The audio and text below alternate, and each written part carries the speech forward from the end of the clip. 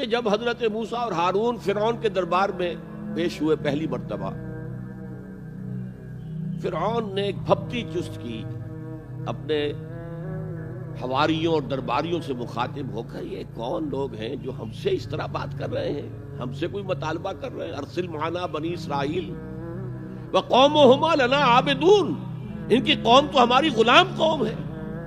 ظاہر بات ہے کہ وہ فرعون یا ان کی قوم کی پرستش نہیں کرتے تھے، عبادت نہیں کرتے تھے، لیکن چونکہ اطاعت پر مجبور تھے لہذا اس کے لیے لفظ اس نے استعمال کیا عابدون، قومہما لنا عابدون۔ اور ایک اور موقع پر یہ بات آئی کہ جب فرعون نے کہا الم نربک فینا ولیدا، اے موسیٰ تم وہی نہیں ہو جسے ہم نے اپنے محل میں پالا تھا، ہمارے ٹکڑوں پر پل کر ہماری بلی ہمیں کو میاؤں؟ تو حضرت موسیٰ نے کہا وَتِلْكَ نِعْمَةٌ تَمُنُّهَا عَلَيَّ أَنْ عَبَّدْتَ بَنِي اسرائیل، یہ تم بڑا احسان جتا رہے ہو میرے اوپر کہ میں تمہارے محل میں پلا بڑھا ہوں، جبکہ تو نے میری پوری قوم کو غلام بنا رکھا ہے۔ عبدتا تو عبادت کا اطلاق محض اطاعت پر بھی ہے، چاہے وہ خواہی نہ خواہی ہو، مجبوری سے ہو، کراہت کے ساتھ ہو، لیکن یہ اطلاق اس پر ہوتا ہے۔ یہی وجہ ہے کہ آج کے دور میں جو جدید مفکرین ہیں اسلام کے، انہوں نے اس اطاعت کے پہلو کو اتنا نمایاں کیا ہے، اتنا نمایاں کیا، اس لیے کہ عام لوگوں کے ذہن سے یہ تصور گزر گیا تھا نماز روزہ حج زکوٰۃ عبادات ہو گئی بس، اور کون سی عبادت چاہیے تمہیں؟ تو ان کو بتانے کے لیے نہیں، پوری زندگی میں اللہ کی اطاعت، ہمہ تن ہمہ وقت ہمہ جہت ہمہ پہلو اطاعت۔ تو یہ صحیح بات ہے کہ جو ایمفیسائز کی گئی، اور آج بہت سے لوگوں کے سامنے یہ بات آ چکی ہے، بہت بڑی تعداد میں امت اس حقیقت کو جان چکی ہے کہ اسلام صرف مذہب نہیں، دین ہے، یہ مکمل نظام حیات ہے، یہ مکمل ضابطۂ حیات ہے، اور اس سب میں اطاعت مطلق اللہ کی درکار ہے۔ لیکن ایک پہلو ابھی پوری طرح اجاگر نہیں ہوا۔ اللہ کی عبادت میں اگر وہ بالاکراہ ہو رہی ہے، طبیعت کے خلاف ہو رہی ہے، تو وہ منافقانہ اطاعت ہے۔ جیسے کہا گیا یہ منافق نہیں نماز کے لیے کھڑے ہوتے مگر کسل مندی کے ساتھ اور بہت ہی طبیعت پر جبر کر کے۔ کیا کریں، اس معاشرے میں کوئی مسلمان سمجھا ہی نہیں جا سکتا تھا جو نماز نہ پڑھتا ہو، تو نماز تو پڑھنی پڑ رہی، وہ منافقت ہے۔ اللہ کی اطاعت کاملہ اس کی محبت شدیدہ کے تحت، اس کے شکر کا جذبہ، اے اللہ تیرے لیے حمد ہے، کل شکر تیرے لیے، کل ثنا تیرے لیے، اس شکر اور محبت کے جذبے سے والذین آمنوا اشد حبا للہ، اہل ایمان تو وہ ہے جو شدید ترین محبت کرتے ہیں اللہ کے ساتھ۔ تو اللہ کی اطاعت مطلق، اس کی محبت شدیدہ کے ساتھ دو چیزیں جمع ہوں گی تو پھر وہ اللہ کی عبادت بنے گی۔ چنانچہ وہ جسد ہے تو یہ روح ہے، یہ جان ہے عبادت کی۔ اور فارسی کے دو الفاظ بخوبی ان کے فرق کو واضح کرتے ہیں۔ ایک ہے بندگی، جو ابھی میں نے شعر سنایا، بندگی وہ ہے اطاعت۔ ایک ہے پرستش، پرستش ہوتی ہے محبت سے، کوئی زر پرست ہے، کوئی شہرت پرست ہے، کوئی اقتدار پرست ہے، کوئی وطن پرست ہے، کوئی قوم پرست ہے، کوئی خود پرست ہے۔ یہ پرستش، پرستار کہہ دیتے ہیں آج کل، جو مختلف ایکٹرز اور ایکٹریسز ہیں ان کے جو پرستار ہیں، پرستار کہلاتے ہیں۔ تو اللہ کی پرستش کے ساتھ اس کی اطاعت مطلقہ جمع ہوں گے تو عبادت بنے گی۔ یہ تو ہو گیا عبادت کی تعریف کا معاملہ۔ اسی لیے امام ابن تیمیہ اور ان کے شاگرد جو سب سے بڑے شاگرد ہیں حافظ ابن قیم، انہوں نے عبادت کی تعریف جس طور سے بیان کی، امام ابن تیمیہ نے زیادہ زور دیا اطاعت پر، اور حافظ ابن قیم نے، وہ چونکہ صوفی مزاج آدمی تھے، انہوں نے مقدم رکھا محبت کو. العبادت و تجمع اصلین، عبادت دو چیزوں، دو بنیادی چیزوں کو جمع کرنے سے وجود میں آتی ہے. غایت الحب مع غایت الذل والخضوع، حد درجے کی محبت اللہ کی اور حد درجے میں اللہ کے سامنے بچ جانا، گر جانا. سر تسلیم خم ہے جو مزاج یار میں آئے، جو حکم ہے حاضر ہے پروردگار، جو حکم ہے حاضر ہے. اچھا، بعض چیزیں اس عبادت کے ساتھ ضمیموں کے طور پر ہیں. مثلاً دعا، الدعاء مخ العبادہ، اور یہ بھی فرمایا الدعاء هو العبادہ. دعا جو ہے وہ عبادت کی روح ہے، عبادت کا مغز ہے. جیسے ہڈی، اس میں سے آپ نے وہ گلی کھینچ لی اور باقی پھینک دی. ماذ قرآن مغزہ برداشتے استخاں پیش سگا انداختے. تو یہ جو مغز ہے، عبادت روح ہے، جوہر ہے، مغز ہے. دعا مغز ہے عبادت ہے، بلکہ یہ بھی الدعاء هو العبادہ. اور کچھ افعال ایسے ہوتے ہیں کہ جو عبادت کے اظہار کے لیے ہوتے ہیں، تعظیم کے اظہار کے لیے. قنوت ہے، ہاتھ باندھ کر اور سر کو قدرے جھکا کر کھڑے ہو. رکوع ہے، سجود ہے. اور پانچویں چیز عبادت میں اخلاص. کوئی ریاکاری نہ ہو، کوئی کسی کو دکھانا مقصود نہ ہو، کوئی اپنی شہرت مطلوب نہ ہو، کوئی اپنے زہد و تقوی کا اشتہار دینا مطلوب نہ ہو. اخلاص. اب ان 5 حوالوں سے میں آپ کے سامنے شرک فی العبادت کیا ہے.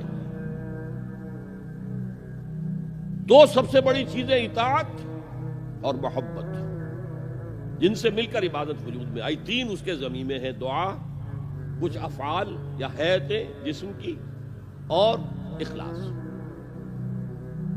اب دیکھیے شرک فی العبادت کی یہ شکل، شرک فی الاطاعت، وہ کیا ہے؟ اللہ کے سوا کسی اور کی اطاعت جس سے اللہ کی معصیت لازم آتی ہو، شرک. لا طاعت لمخلوق فی معصیت الخالق. مخلوق میں سے کسی کی اطاعت نہیں ہوگی کہ اس معاملے میں جس میں خالق کی معصیت لازم ہے. ہاں، خالق کے احکام کے اندر اندر والدین کا حکم بھی مانو، اطاعت کرو. اساتذہ کا حکم مانو، کسی اور کو اپنا لیڈر مانا ہے، اس کا حکم مانو، لیکن ناٹ بیونڈ. وہ جو سرکل ہے کتاب و سنت کا، اس سے باہر نہیں. لا طاعت لمخلوق فی معصیت الخالق، یہ آپ الجبرے کے فارمولے کے طور پر اپنے سامنے رکھیے. اب اسے اپلائی کیجئے. جیسے فارمولوں کے ذریعے سے پھر بڑے بڑے وہ سم جو ہے وہ حل کیے جاتے تھے سوالات. صبح کا وقت ہے، آنکھ بھی کھلی ہے، اذان کی آواز بھی کان میں آئی ہے. آپ کا نفس کہتا ہے ابھی سو جی. آپ نے اپنی چادر یا کمبل کو درست کیا اور کروٹ لی اور سو گئے. یہ کیا ہے؟ آپ نے کس کا حکم پیچھے پھینکا اور کس کا حکم مانا؟ اللہ کے حکم کو پیچھے پھینک دیا، نفس کے حکم کو آگے رکھا. یہ شرک. اس شرک کو جاننے والے بہت کم ہیں. مولانا روم نے خوب کہا تھا، نفس ما ہم کم ترس فرعون نیست لیکن اورعون ہیراعون نیست. میرا نفس بھی فرعون سے کم نہیں ہے. فرعون نے کہا تھا نا، الیس لی ملک مصر وہذہ الانہار تجری من تحتی. کیا اس ملک مصر کی حکومت میری نہیں ہے؟ اور سارا جو یہ آب پاشی کا نظام ہے، انہار کا نظام ہے، وہ میرے کنٹرول میں نہیں ہے؟ جس کا چاہوں موگا کھلا رکھوں، جس کا چاہوں بند کر دوں. یہ تھا خدائی کا دعویٰ، انا ربکم الاعلی. تو مولانا روم کہتے ہیں میرا نفس بھی اس سے کمتر نہیں ہے. وہ کہتا یہ جسم میرا ہے، اس پر میرا حکم چلے گا. میں نہیں جانتا کون اللہ کون رسول، کیا حرام کیا حلال. تو فرعون سے کم تو نہیں ہے میرا نفس. لیکن فرعون اس کی بہت مدد تھی، فوج تھی، لاؤ لشکر تھا، تو اس نے زبان سے بھی کہہ دیا کھل کر انا ربکم الاعلی، میں مسکین ہوں، غریب ہوں، میرے پاس کوئی طاقت نہیں ہے، میں زبان سے تو کچھ نہیں کہہ سکتا، اندر سے میرا نفس یہی کہتا۔ یہ نفس کی حکومت قرآن کہتا ہے، میں حیران ہوتا ہوں۔ 2 جگہ یہ مضمون آیا ہے، ارأیت من اتخذ الہہ ہواہ افانت تکون علیہ وکیلا، اے نبی تم نے دیکھا اس شخص کو، اس کے حال پر غور کیا جس نے اپنی خواہش نفس کو اپنا الہ بنا لیا ہے۔ اللہ اکبر، الہ، لا الہ الا اللہ، کلمہ توحید کا مرکزی لفظ یہاں آ رہا ہے، من اتخذ الہہ ہواہ، جس نے اپنی خواہش نفس کو اپنا معبود بنا لیا، الہ بنا لیا۔ افانت تکون علیہ وکیلا، کیا آپ ایسے شخص کی کوئی ذمہ داری لے سکتے ہیں؟ سود حرام ہوا کرے جی، حرام ورام، ہمارا دھندا جو ہے وہ آگے بڑھ نہیں سکتا، تو اللہ کے حکم کو پیچھے ڈالا، نفس کے تقاضے کو آگے رکھا۔ کون معبود ہے آپ کا؟ نام عبداللہ رکھیے، نام عبد الرحمن رکھیے، ہے عبد النفس، نفس کے بندے، نفس کے غلام۔ یہ میں نے یوں سمجھئے کہ جیسے میں نے ہجرت اور جہاد کی ڈیفینیشنز کی تھی۔ ہجرت کا بیس کیا ہے؟ پوچھا گیا ایُّ الہجرت افضل ہو یا رسول اللہ، اے اللہ کے رسول بتائیے سب سے اعلیٰ ہجرت کون سی ہے، افضل؟ فرمایا ان تہجر ما کرہ ربک، ہر اس چیز کو چھوڑ دو جو تمہارے رب کو پسند نہیں۔ آج رات ہی سے آپ ہجرت شروع کر سکتے ہیں۔ جائزہ لیجئے کیا کیا چیزیں میری زندگی میں خلاف شریعت ہے، تو اللہ کو ناپسند ہے، فیصلہ کیجئے کہ آج کے بعد نہیں ہوگی، ہجرت شروع ہو گئی، افضل الہجرہ، سب سے افضل ہجرت شروع ہو گئی۔ لیکن ٹاپ پر لے جائیے تو یہ ہجرت جب اللہ کے دین کو قائم کرنے کی جدوجہد اس مرحلے پر آ جائے کہ اب باطل کے ساتھ ٹکراؤ ہے اور اب چاہیے کہ ساری قوت ایک مرکز پر جمع ہو جائے، ہجرت فرض کر دی گئی، وہ ہجرت گھر بار چھوڑ کر، اہل و عیال کو چھوڑ کر، اور مکے کے بھیڑیوں کے رحم و کرم پر چھوڑ کر اپنے گھر والوں کو، جو لوگ ہجرت کر کے آئے، حکم تھا۔ ہجرت مدینہ فرض تھی، ہجرت حبشہ فرض نہیں تھی، صرف اجازت تھی کہ جن سے سختیاں نہیں جھیلی جا رہی مزید وہ چلے جائیں۔ تو ہجرت کا یہ ابتدائی نقطہ، انتہا یہ جہاد، المجاہد من جاہد نفسہ، جہاد تو یہاں سے شروع ہو گیا، اپنے نفس کے خلاف جہاد کرنا۔ صبح نفس نے کہا ابھی سو جاؤ، آپ نے نفس کی بات کو رد کیا، اپنا کمبل اٹھا کے پھینکا، اٹھے، وضو کیا، نماز کے لیے آپ مسجد چل دیے، آپ نے جہاد کیا نفس کے خلاف۔ یہ افضل الجہاد ہے، اور سب سے چوٹی اوپر یہ ہے کہ جب وہ حق و باطل کی جنگ ہو تو جان ہتھیلی پر رکھ کر میدان میں حاضر ہو جاؤ۔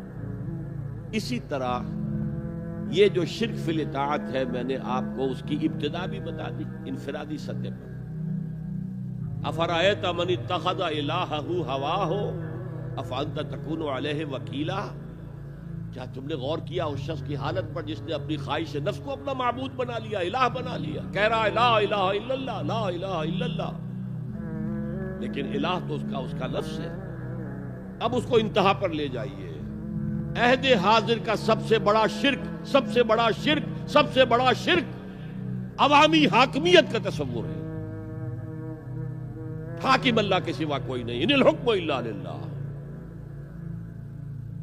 ظاہر بات ہے فرعون نے اگر دعویٰ کیا تھا میں تمہارا خدا ہوں، انا ربکم الاعلی، تو کیا اس کا مطلب یہ تھا کائنات میں نے پیدا کی ہے، تمہیں میں نے پیدا کی ہے؟ ذرا سوچیے،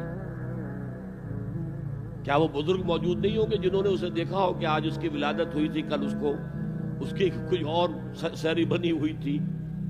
یہ کیسے دعویٰ کیا تھا؟ میرا حکم چلے گا، میں نہیں جانتا، الیس لی ملک مصر، مصر کی حکومت میری ہے کہ نہیں؟ یہ دعویٰ تھا، یہ خدائی کا دعویٰ۔ کسی زمانے میں وہ فرد ہوتے تھے، نمرود ہوتے تھے، نماردہ، فراعنہ۔ جمال عبد الناصر نے نعرہ لگایا تھا نحن ابناء الفراعنہ، بڑے فخر کے ساتھ ہم فرعونوں کی اولاد ہیں، اور صدام نے لگایا تھا نعرہ نحن ابناء النماردہ، ہم نمرودوں کی اولاد ہیں۔ عراق کے بادشاہوں کا لقب نمرود تھا اور مصر کے بادشاہ فرعونہ تھے، فرعون تھے۔ زمانے کا جب ارتقا ہوا ہے اور اس میں فیصلہ کن کام جو ہے وہ حضور نے صلی اللہ علیہ وسلم، جب حضور کی حیات طیبہ کے بعد خلافت انفرادی سے اجتماعی ہو گئی۔ جب تک نبوت جاری تھی نبی ہی خلیفہ ہوتا تھا اللہ کا، اس کی ہاٹ لائن اللہ کے ساتھ وحی کی لگی ہوئی ہے، ادھر سے حکم آتا ہے وہ امپلیمنٹ کرتا ہے، جہاں اس کا حکم نہیں ہے وہ اپنا بیسٹ ججمنٹ استعمال کر کے فیصلہ کرتا ہے۔ یہی ہے وائس جیرنسی، یہی ہے خلافت، ایسنس آف خلافت یہی ہے۔ جیسے وائس رائے دلی میں ہوتا تھا، ہمارا بادشاہ یا ملکہ تو انگلستان میں ہوتے تھے۔ اب جو ہز میجسٹیز گورنمنٹ یا ہر میجسٹیز گورنمنٹ سے حکم آیا، وائس رائے اس میں کوئی تغیر و تبدل نہیں کر سکتا، he has to implement it as such. جہاں کوئی حکم نہیں ہے تو وہ مقام پر بیٹھا ہے، آن دی اسپاٹ ہے، حالات کو دیکھے اور جو مملکت اور کنگڈم کی مصلحت میں سب سے بہتر نظر آئے وہ فیصلہ کر لے۔ لیکن حضور پر نبوت ختم تو خلافت کلیکٹیو ہو گئی، خلافت المسلمین۔ اگرچہ شروع میں امیر المومنین کہا جاتا تھا، کچھ عرصے کے بعد خلیفت المسلمین یہ اصطلاح جو ہے وہ عام۔ اسی طرح انفرادی ملوکیت کی بجائے اجتماعی ملوکیت کا تصور جو ہے شیطان نے پٹی پڑھائی۔ ابلیس کی مجلس شورا جو اقبال کی بڑی ہی یوں سمجھیے کہ اہم ترین نظموں میں سے امت مسلمہ کے نام پیغام پر مشتمل وہ نظم جو ہے، اور وہ ان کے آخری ایام کی ہے اور وہ ان کی زندگی میں چھپی بھی نہیں تھی، ارمغان حجاز ان کے انتقال کے بعد چھپی ہے، جس میں آخری جو کلام تھا فارسی اور اردو دونوں کا جمع کر دیا گیا، ورنہ اس سے پہلے فارسی علیحدہ چھپتی تھی کتابیں، اردو کی علیحدہ، لیکن اب اتنا کم تھا کہ ان کے لیے علیحدہ کتابیں شائع کرنا مناسب نہیں سمجھا گیا۔ ابلیس نے مجلس شورا بلائی۔ ایک مجلس شورا کے جو رکن نے کہا کہ دیکھو جمہوریت کا دور آ گیا ہے، اب ہماری ابلیسیت کو تو بڑا خطرہ ہے، ابلیسی نظام تو ختم ہو جائے گا۔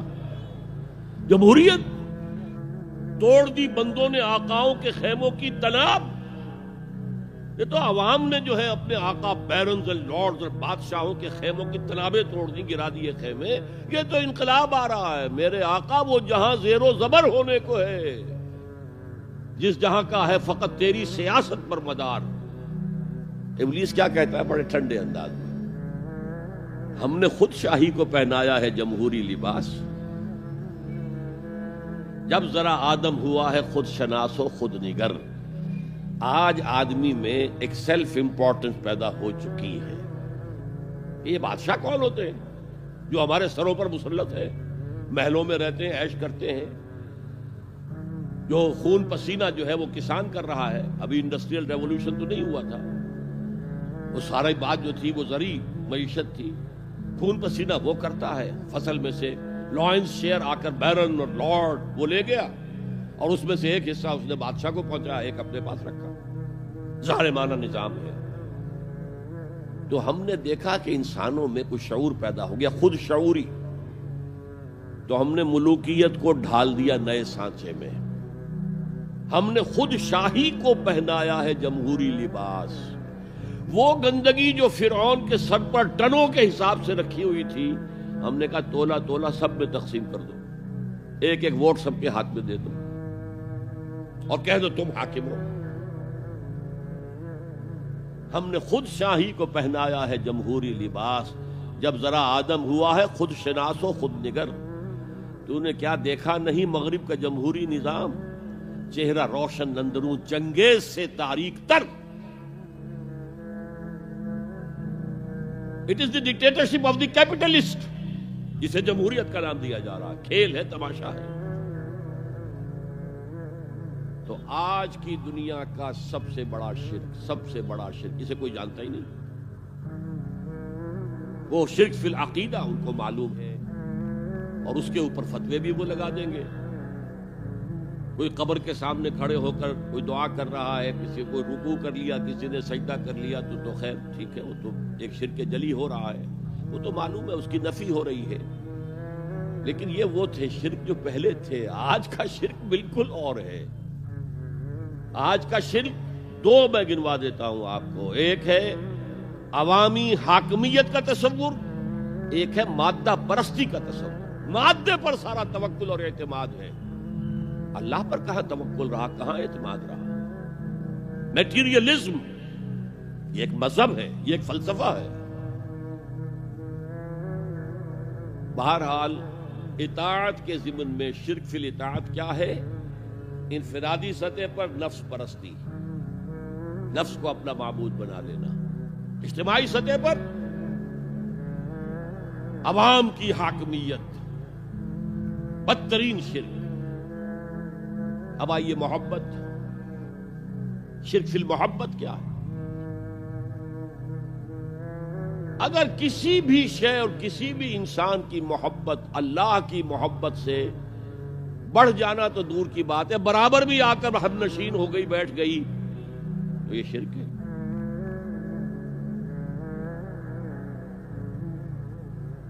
والذین آمنوا اشد حبا للہ، جب تک اشد محبت آپ میں اللہ کی نہیں ہوگی، اگر کوئی اور شے محبوب ہے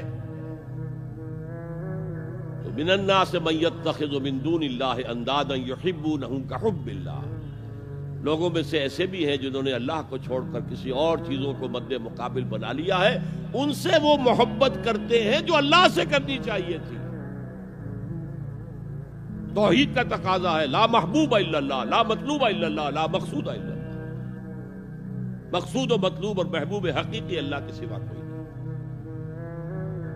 اور وہ آیت میں آپ کو سنا چکا ہوں، سورہ توبہ کی آیت نمبر 24، انتہائی لرزا دینے والی آیت۔ قل ان کان آباؤکم وابناؤکم واخوانکم وازواجکم وعشیرتکم واموال اقترفتموها وتجارت تخشون کسادها ومساکن ترضونها احب الیکم من اللہ ورسولہ وجہاد فی سبیلہ فتربصوا حتی یاتی اللہ بامرہ واللہ لا یہدی القوم الفاسقین۔ اے نبی، ان کے کان کھول دیجئے، اچھی طرح سنا دیجئے کہ اے لوگو، اے ایمان کے دعوے دارو، اگر تمہیں اپنے باپ، اپنے بیٹے، اپنے بھائی، اپنی بیویاں یا بیویوں کے لیے شوہر اور اپنے رشتہ دار اور اپنے وہ مال جو بڑی محنت سے کما کر کھتے بھرے ہوئے ہیں اور اپنی وہ تجارت جس کی کساد بازاری کا تمہیں اندیشہ رہتا ہے مندہ نہ ہو جائے، اور اپنے وہ محل، اپنی حویلیاں جو تم نے تعمیر کی ہیں اور بہت تمہیں محبوب ہیں، انہیں خوب فرنش کیا ہے، اگر یہ 8 چیزیں محبوب تر ہیں اللہ سے اور اللہ کے رسول سے اور اللہ کی راہ میں جہاد سے، تو جاؤ دفعہ ہو جاؤ، وہاں بیٹھ کر انتظار کرو یہاں تک کہ اللہ اپنا فیصلہ سنا دے، اور اللہ ایسے فاسقوں کو کبھی ہدایت نہیں دے گا۔ 8 چیزیں۔ اقبال نے بہت خوب کہا ہے، یہ مال و دولت دنیا، یہ رشتہ و پیوند، 5 قریب ترین رشتے آ گئے، باپ، بیٹا، بھائی، زوجین اور رشتہ دار۔ رشتہ و پیوند یہ جوڑنے والا۔ اور مال و دولت دنیا کی 3 شکلیں آ گئی۔ دولت جو آپ اپنی بیلنس شیٹ کو دیکھ دیکھ کر آپ اس پہ خوش ہوتے ہیں، اب ہمارے ایسٹس کی یہ قیمت ہو گئی ہے۔ اور وہ مکانات جو آپ نے بنائے ہیں بڑے محبوب ہیں، اور ایسے بنائے ہیں، قرآن مجید میں آتا ہے لعلکم تخلدون، ایسے بنا رہے جس تمہیں ہمیشہ رہنا ان مکانوں کے اندر۔ اور وہ کاروبار جن میں تمہیں اندیشہ رہتا ہے کہ کہیں کساد نہ ہو جائے، کوئی ڈپریشن نہ آ جائے۔ یہ 8 چیزیں، یہ مال و دولت دنیا 3، یہ رشتہ و پیوند، بتان وہم و گما لا الہ الا اللہ، یہ سب وہم و گمان کے بت ہیں جن کی پرستش میں تم لگے ہو۔ ان سب کی پرستش چھوڑو تو لا الہ الا اللہ کا حق ادا ہو۔ اب اس اصول کو بھی اپلائی کرنا شروع کیجئے۔ آئیے انڈیویجول لیول پر، دولت کی محبت. اگر آپ کو دولت کی محبت آمادہ کرتی ہے کہ اللہ کے حدود کو پامال کریں، حرام ذرائع استعمال کریں، دولت آنی چاہیے، حلال سے ہو، حرام سے ہو، جائز سے ہو، ناجائز سے ہو، بائی ہوک اور بائی کروک دولت آنی چاہیے، تو آپ کی محبوب حقیقی کون ہوئی؟ دولت. یہ دولت آپ کی معبود ہے. کون بڑے سے بڑا موحد اس شرک کا احساس رکھتا ہے؟ اور حضور نے اس قدر کلیئر فرمایا ہے، تعس عبد الدینار و عبد الدرہم، ہلاک ہو گیا یا ہلاک ہو جائے. یہ کلام خبریہ ہے یا یہ بددعا ہے؟ تعس عبد الدینار و عبد الدرہم، درہم و دینار کا بندہ ہلاک ہو جائے. نام عبد الرحمن ہے، حقیقت میں عبد الدینار ہے، عبد الدرہم ہے. درہم و دینار آنے چاہیے، جائز سے یا ناجائز سے، حلال سے یا حرام سے، صحیح سے یا غلط سے، بائی حق اور بائی کروک. تو معبود کون ہوا؟ ہمارے ہندو بھائیوں نے کیا کیا؟ لکشمی دیوی دولت کی دیوی ہے، اس کی پوجا کرتے کس لیے؟ مطلوب کیا ہے؟ دولت. اس کی پوجا وہ خوش ہو جائے تو دولت ملے گی. ہم نے کہا ہٹاؤ جی اس دیوی کو بیچ میں سے، ہم براہ راست ہی پوج لیں گے. بس یہی تو فرق کیا ہے نا.